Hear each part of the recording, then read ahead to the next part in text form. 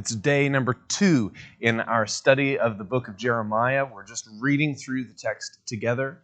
And today we're going to continue with Jeremiah chapter 2.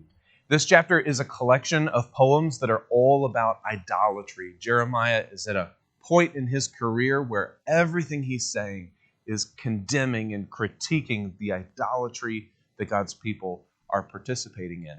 And there are several really powerful moments in this chapter. So there may be a moment where the Spirit says to you, like, hey, this is a moment I want you to pay attention to. Right here, I want you to stop and dwell with that passage. If that happens, by all means, do that. If that doesn't happen for you, then where I want you to pay attention is in verses 12 and 13 especially.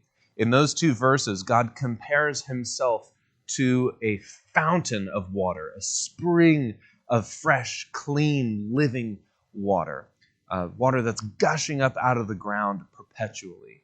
And he says that his people have traded him, this fountain of living water, and instead they want a cistern that holds old, stale water, and even this cistern is broken. It's this vibrant image of what idolatry really is. And all through this chapter, in verses 12 and 13, but in all of these poems, you can feel God's anger at his own people, that they're not satisfied with him, and they want to trade him for something that they think is better, but is really not. But if you really pay attention, you'll notice underneath all of God's anger about idolatry, there's a profound hurt that his people have given up on intimacy with him. And instead they want this cheap imitation.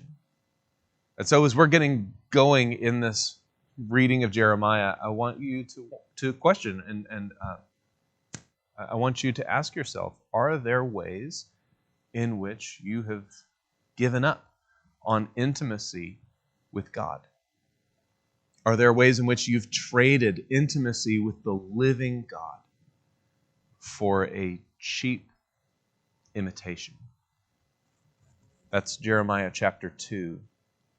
I love you. I'll see you tomorrow.